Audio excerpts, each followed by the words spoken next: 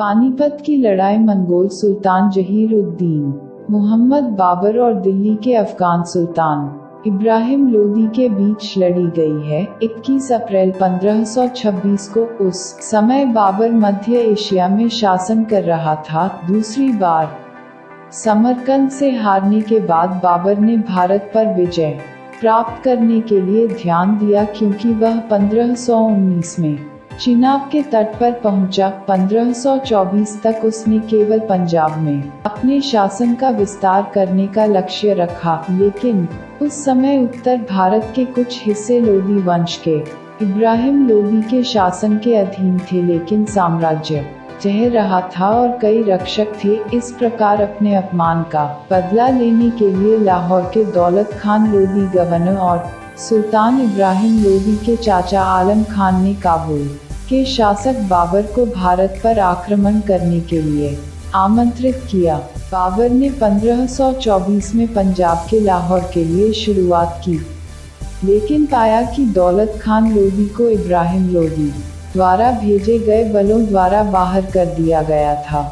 जब बाबर लाहौर पहुंचा तो लोदी की सेना ने मार्च किया और उसे भगा दिया गया। जवाब में बाबर ने 2 दिनों के लिए लाहौर के लोगों को जला दिया और दंडित किया। फिर लोदी के एक और विद्रोही चाचा आलम खान को राज्यपाल के रूप में रखते हुए दीपालपुर तक मार्च किया। आलम खान को जल्दी से उखाड़ फेंका गया और काबुल भाग गया। जवाब में बाबर ने आलम खान को सैनिकों की आपूर्ति की, जो बाद में दौलत खान लोदी के साथ जुड़ गए और लगभग 30,000 सैनिकों के साथ उन्होंने इब्राहिम लोदी को दिल्ली में घेर लिया। उसने उन्हें हरा दिया और आलम की सेना को हटा दिया, और बाबर को एहसास हुआ कि लोदी उसे पंजाब पर कब्जा करने की अनुमति नहीं देगा। इब्राहिम की सेना के आकार के बारे में सुनकर बाबर ने पानीपत शहर के खिलाफ अपना अधिकार जमा लिया। समझदारी से बाबर ने रक्षात्मक स्थिति संभाली।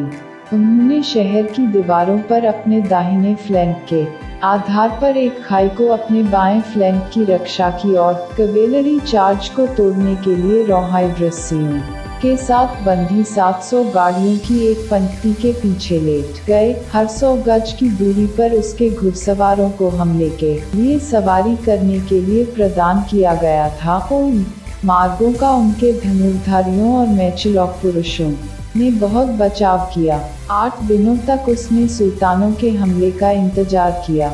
इब्राहिम ने धीरे धीरे और बिना किसी योजना के मार्च किया। उसके अधिकारियों ने पहले कभी इस तरह के बचाव नहीं देखे थे। मंगोलों ने एक मैदान के बीच में एक किले का निर्माण किया है, जिसमें उनके जासूस ने उन्हें सूचित किया था। बाबर ने 9 अप्रैल को सुल्तान सेना पर छापा मारने के लिए अपने घुड़सवारों को भेजा। हल्की व्यस्तता के बाद मंगोल टूट गया और वापस भागा, तो यह एक झगड़ा था और इसने काम किया। इब्राहिम को उस आसानी से खत्म कर दिया गया जिसके साथ उसके सैनिकों ने सर्वश्रेष्ठ घुड़सवार बाबर को भेजा था। अति आत्मविश्वास और उच्च आशा से भरपूर उसने हमला करने का फैसला किया। अगली सुबह सुल्तान इब्राहिम लोदी तेजी से आगे बढ़ा।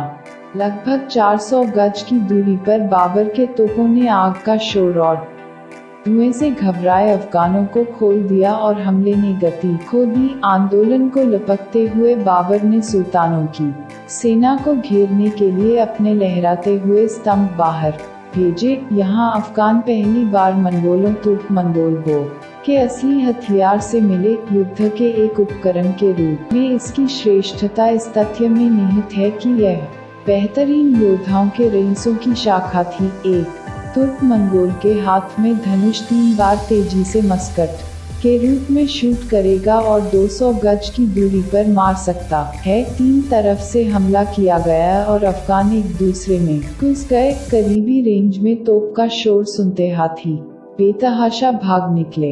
इब्राहिम लोदी और उसके लगभग 6000 सैनिक वास्तविक लड़ाई में शामिल थे। 1 मील तक अपनी सेना को पीछे खींचने वाली अधिकांश सेना ने कभी कार्रवाई नहीं देखी। इब्राहिम लोदी की मौत के साथ लड़ाई लगभग 3 घंटे में समाप्त हुई, जो सबसे आगे थी, और जिस स्थान पर लड़ना भीषण था, मंगोलों के ढेर के बीच उसकी तलवार के कत्ल के कारण व्यर्थ था। लेकिन साहसी सुल्तान इब्राहिम का सिर काट दिया गया और बाबर के पास ले जाया गया। उसने एक मंगोल इतिहासकार लिखा, जब अफगान भाग गए तो उन्होंने 20,000 लोगों को छोड़ दिया और घायल हो गए। इस प्रकार दिल्ली सल्तनत का अंतिम पतन हुआ और भारत में नए तुर्की शासन की स्थापना हुई।